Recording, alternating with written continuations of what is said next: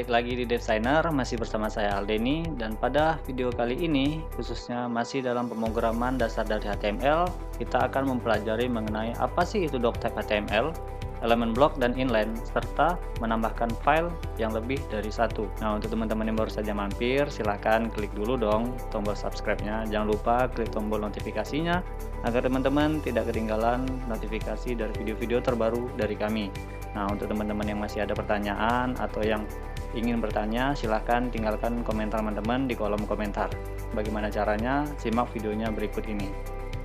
Oke teman-teman, di sini saya berasumsi bahwa teman-teman telah melihat video kami sebelumnya, dan saya berasumsi bahwa teman-teman telah mengerti cara membuat folder dari HTML serta file dasar dari HTML. Jika teman-teman belum memahami cara membuat folder serta file dari HTML, teman-teman bisa lihat dulu video-video kami sebelumnya.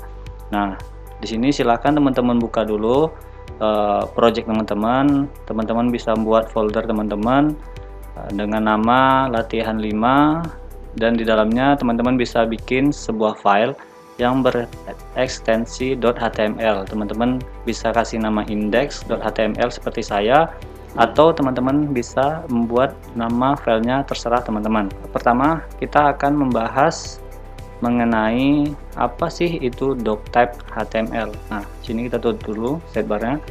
Fungsi dari doctype HTML itu adalah sebuah deskripsi atau penjelasan mengenai browser itu akan membaca file HTML ini sebagai versi keberapa. Tag dari doctype HTML itu mempunyai tag pembuka, namun tidak memiliki tag penutup. Oke. Nah, teman-teman bisa buat dulu seperti HTML dasar seperti saya ini. Nah, teman-teman, doctype HTML itu berada di paling atas sebelum tag HTML pembuka. Nah, jadi doctype HTML itu, nah seperti itu tulisannya, tanda seru, tulisannya doctype. Nah, seperti ini, doctype HTML. Ini yang membuat browser mengenali file HTML kita ini adalah versi ke berapanya. Nah, kalau untuk versi kelima itu sendiri, dia ada teks seperti ini, doctype HTML. Nah, teman-teman bisa lihat versi-versi sebelumnya, itu teman-teman bisa searching aja di Google mengenai doctype HTML versi-versi sebelumnya. Oke teman-teman, jadi kalau teman-teman bikin kayak gini dan teman-teman save, itu tidak ada perubahan yang signifikan di dalam website kita, karena ini cuma agar si browser, web browser mengenali versi keberapa HTML kita. Nah, teman-teman bisa refresh, nah tidak ada perubahan sama sekali. Oh ya teman-teman, di sini saya menggunakan ekstensi dari Visual Studio Code, yaitu namanya Live Server. Kalau teman-teman mau ekstensinya, teman-teman bisa cari di sini, terus teman-teman bisa tuliskan Live Server. Nah, seperti ini. Teman-teman bisa, nah teman-teman bisa install langsung.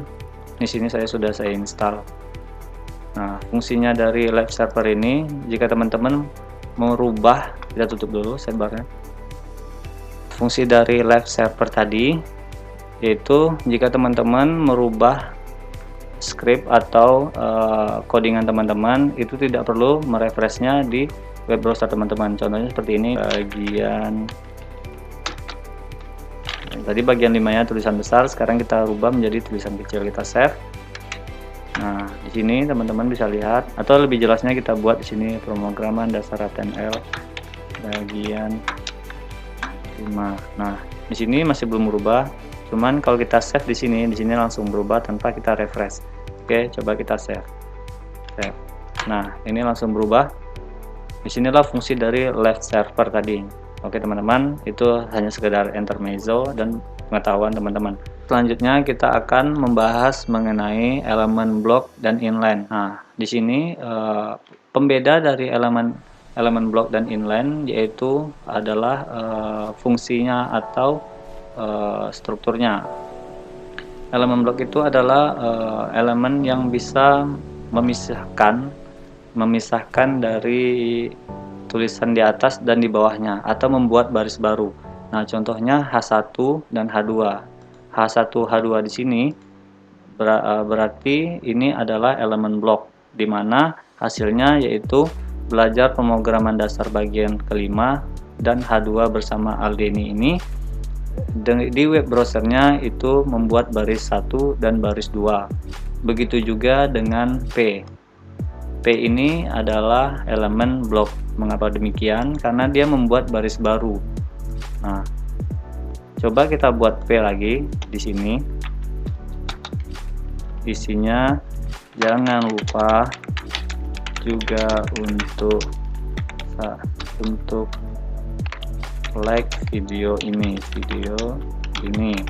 Nah, kalau teman-teman save, walaupun dia di dalam satu baris seperti ini, P ini adalah elemen blok yang nantinya membuat paragraf. Jangan lupa juga untuk like video ini, membuat baris baru di bawahnya. Silahkan teman-teman save. Nah, ini dia hasilnya. Jadi P ini adalah contoh dari elemen blok. Inilah elemen blok. Salah satunya juga bisa teman-teman mengenalinya yaitu div. Nah, div ini berfungsi sebagai pembungkus dari codingan teman-teman agar lebih rapi. Nah, ini dari H1 sampai P yang terakhir kita cut aja, kita pindahkan ke sini. Kita pastikan, kita savekan aja. Nah, ini dari div ini sampai div ini itu adalah salah satu contoh dari elemen blok. Jika teman-teman buat div baru di bawahnya, nanti akan memisahkan bagian div yang pertama ini sama dengan div yang berikutnya. Nah, selanjutnya kita akan membahas mengenai elemen inline. Nah, elemen inline ini adalah elemen yang tidak membuat tulisan teman-teman atau paragraf teman-teman menjadi baris baru. Nah, seperti apa contohnya? Contohnya itu ada tag dari span. Nah, span ini, span, block, span maksud saya span, strong, bold, italic itu tidak membuat baris teman-teman menjadi baru. Nah, kita pindahkan saja Aldeninya ke dalam span. Nah, ini span sini ini adalah salah satu elemen inline yang tidak membuat Aldeni nantinya menjadi baris baru. Kita save saja Aldeni ini. Oke, kita save. Nah, di sini tidak ada yang berubah. Artinya span ini adalah elemen inline karena tidak membuat tulisan Aldeni ini menjadi ke bawah. Contohnya saja kita buat juga di sini. Jangan lupa follow dan like. Jangan lupa follow IG saya. Di sini kita tambahkan elemen strong. Nah, ininya kita masukkan dalam sini. Kita pastikan, kita save. Nah, strong tadi itu menambah lebih tebal tulisannya, namun tidak merubah atau tidak membuat baris baru di tulisan Aldeni 28-nya. Nah, teman-teman bisa search aja, atau teman-teman bisa tanyakan di kolom komentar apa-apa saja elemen-elemen dari elemen blok dan elemen inline tadinya. Atau teman-teman bisa buka website w3, ini dia w3school.com. Nah, teman-teman bisa banyak mempelajari mengenai pemrograman HTML, baik itu tag ataupun atribut-atribut lainnya di sini. Nah, teman-teman bisa lihat tutorial HTML. Nah, ini dia. Nah, di sini teman-teman bisa lihat tag-tag inline atau tag block. Oke, teman-teman. Selanjutnya kita akan mempelajari, ini kita tutup lagi. Selanjutnya kita akan mempelajari mengenai pembuatan file HTML yang lebih dari satu. Nah, oke teman-teman, di sini kita punya file satu yaitu file index. Nah, teman-teman bisa membuat file baru. Caranya itu bisa teman-teman lihat di video sebelumnya. Kita juga telah membuat file baru. Di sini yang pakai Studio Code bisa klik icon ini. Nah, di sini teman-teman bisa membuat halaman atau kontak dari kontak. Kita buat tulisan kontak.html. Nah, jangan lupa ekstensinya HTML. Nah, seperti ini. Nah, pada kontak ini teman-teman bisa klik saja. Nah, di sini teman-teman bisa kopikan dari indeks nih. Kopikan aja semuanya ke kontak. Nah, kita tutup saja ini. Nah, untuk membedakan file indeks dan file kontak, kita bedakan saja isi di dalamnya. Isi di dalamnya ini kita rubah menjadi H1 yang isinya ini halaman kontak. Kita save.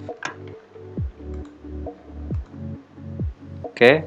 Nah, untuk berpindah dari halaman indeks ke halaman kontak, teman-teman bisa menggunakan hyperlink yang telah kita pelajari sebelumnya.